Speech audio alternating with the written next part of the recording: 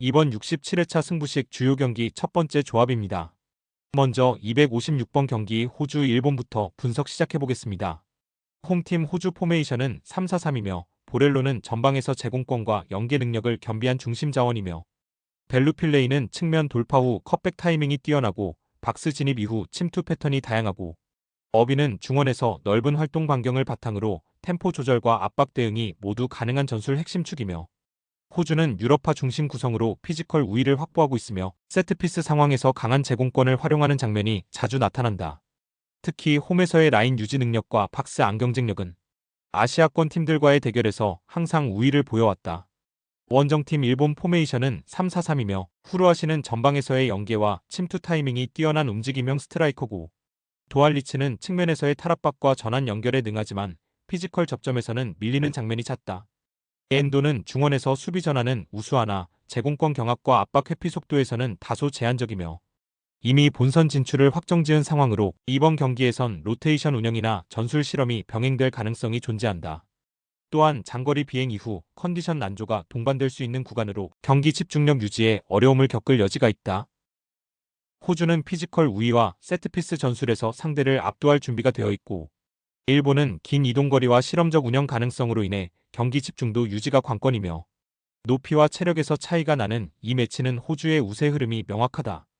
두 번째 266번 인도네시아 중국 분석 시작해보겠습니다. 홈팀 인도네시아 포메이션은 3-4-3이며 로메니는 전방에서 속도와 침투 타이밍이 우수한 핵심 스트라이커고 오라트망구에는 이선에서의 압박과 연계 플레이가 뛰어나며 빠른 역습 시 중심축 역할을 수행한다. 펠루페시는 중원에서 수비 커버와 전환 속도에서 강점을 보이며 전술적인 위치 이해도가 높은 자원이며 인도네시아는 홈 경기에서 빠른 수비 전환과 간결한 롱패스를 통해 실리적 역습 전술을 자주 활용한다. 특히 무덥고 습한 환경에서 상대 체력을 소모시킨 후 후반전 승부를 거는 방식이 빈번히 나타난다. 원정팀 중국 포메이션은 4-1-3-2이며 웨이스아오는 제공권은 우수하나 활동 반경이 넓지 않고 역습 대응 속도가 떨어진다. 장 위닝은 전방에서 연계 플레이를 시도하지만 하프 스페이스 공략 능력은 다소 평이한 수준이며 쉬하오양은 중원 전개 능력은 있지만 강한 압박 상황에서 패스 미스와 실책이 자주 발생하고 있고 중국은 전체적으로 점유율 중심의 플레이를 추구하지만 날씨와 잔디 환경 적응력이 떨어지는 경향이 있고 특히 무더운 기후 속 원정 경기에서는 활동량 저하와 라인 간격 벌어짐으로 인해 역습에 크게 흔들리는 장면이 많다. 인도네시아는 기후, 잔디, 전술 운용까지 홈 이점을 극대화하는 실리 전술의 전형이며 중국은 기후 적응 실패와 피로 누적 이슈로 후반 흔들리는 패턴이 강하게 나타난다. 현실적인 전개 흐름, 상 홈팀 인도네시아의 승리가 설득력 있는 선택이다. 세 번째 274번 아랍에미리트 우즈베키스탄 분석 시작해보겠습니다.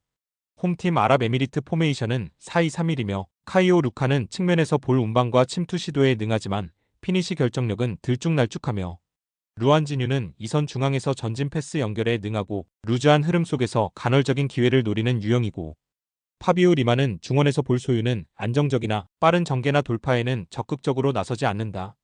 최근 성적 부진으로 인해 벤투 감독이 경질됐고 새롭게 부임한 코스민 감독은 아직 전술적인 완성도 면에서 실험 단계에 있고 전체적으로 팀 내부의 정비 시간이 필요한 시점으로 이 경기에서는 모험보다 안정적인 운영에 초점이 맞춰질 것으로 보인다. 원정팀 우즈베키스탄 포메이션은 3-4-3이며 쇼무로도프는 최전방에서 제공권과 연계에 강점이 있으나 박스 안까지의 접근 빈도는 제한적이며 파이줄라에프는 간헐적인 측면 돌파를 시도하지만 전체 전술 흐름은 보수적인 위치 유지에 집중된다.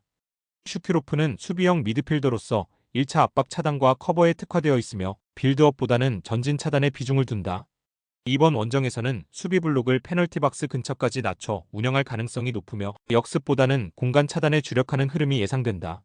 특히 실리적인 운영을 지향하는 우즈벡 전술 특성상 경기 전체 리듬이 빠르게 진행되긴 어려운 환경이다.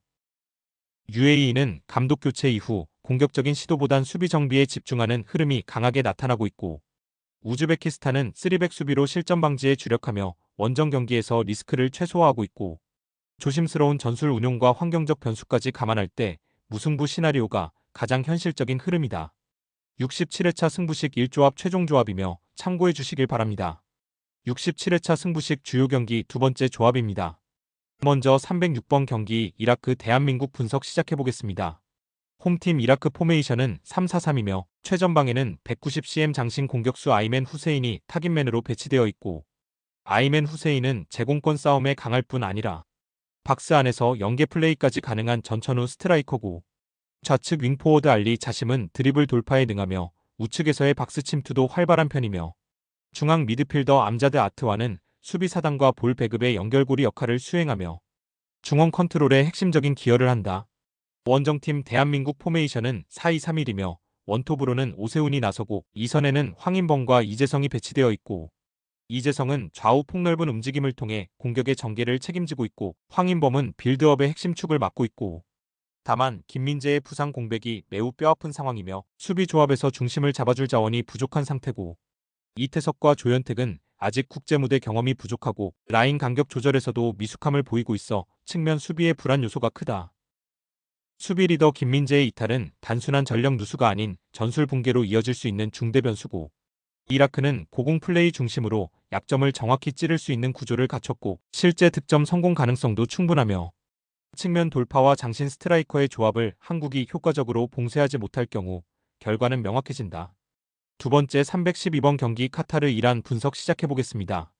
홈팀 카타르 포메이션은 3-4-3이며 알모에즈 알리는 전방에서의 넓은 활동폭과 공간 침투를 적극적으로 시도하는 자원이며, 아크람 아피프는 드리블 돌파와 좌측 전개에서 위협적인 장면을 연출하며 팀 공격의 핵심 축으로 작용하고 있고, 압두라지즈는 중원에서 활동량과 커버 능력을 동시에 갖추고 있으나 과부하 구간에서는 후방 지원이 다소 부족하고, 문제는 핵심 수비수 루카스 멘데스가 퇴장 징계로 결장하며 3백 구조의 중심이 무너졌다는 점이며, 조직적인 수비 간격 유지가 어려워졌고 세컨드볼 처리나 하프스페이스 커버에서도 불안 요소가 감지되고 있다.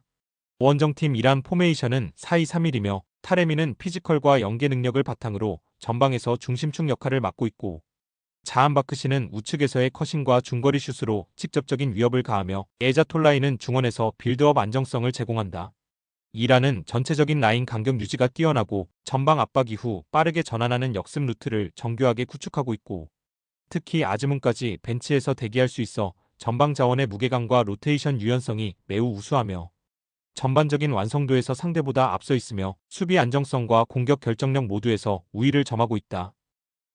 홈팀은 핵심 수비수의 결장으로 인해 3백 운영의 차질을 빚고 있으며 후방 조직력에서 명백한 약점을 드러내고 있고, 반면 상대는 전방과 중원 자원의 조화가 안정적으로 유지되며 주도권을 가져갈 수 있는 경기력을 보이고 있고, 전체적인 전력 구성을 감안했을 때 홈팀 입장에서 경기 결과를 방어하기엔 무거운 구도가 될 가능성이 높다.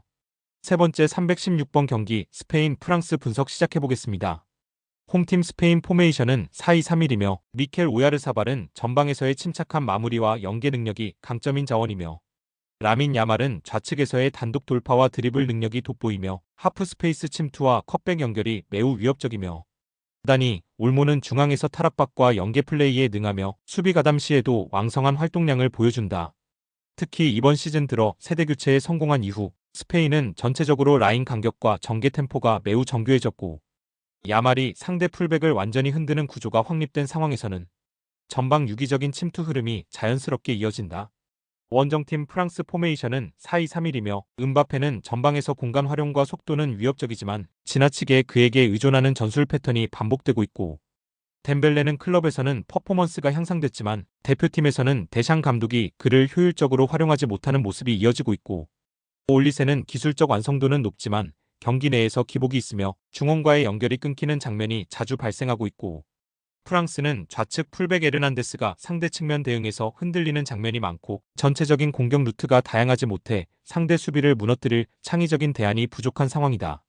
스페인은 세대 교체를 성공적으로 마친 이후 전술 완성도와 전개 속도 모두에서 안정적인 흐름을 유지하고 있고, 프랑스는 음바페 중심의 단일 전개 외행 공격 루트가 단조롭고 덴벨레와 올리세 활용 역시 제한적이며, 결국 측면 압도력과 유기적 구조가 강한 스페인 쪽이 주도권을 쥘 가능성이 높은 매치다. 67회차 승부식 2조합 최종 조합이며 참고해 주시길 바랍니다. 많은 경기들 중 좋아 보이는 경기들 위주로 유튜브에 조합픽을 올려드리지만 모든 경기들은 유튜브에 올릴 수 없는 점 양해 부탁드립니다. 이외에 다른 경기들이 궁금하거나 정보가 필요하신 분들은 영상 아래 고정 댓글로 말 걸어주시면 되시고요. 스포츠에 관심 있는 분들은 모두 환영합니다. 조건 같은 거 일체 없으니 편하게 말 걸어주십시오. 늘 말씀드리지만 스포츠의 정답은 어디에도 없습니다. 무조건 따라가라고 말씀드리는 것 또한 아니며 참고 정도만 해주시길 바랍니다. 다 같이 함께 좋은 결과 같이 만들어가 보자고요.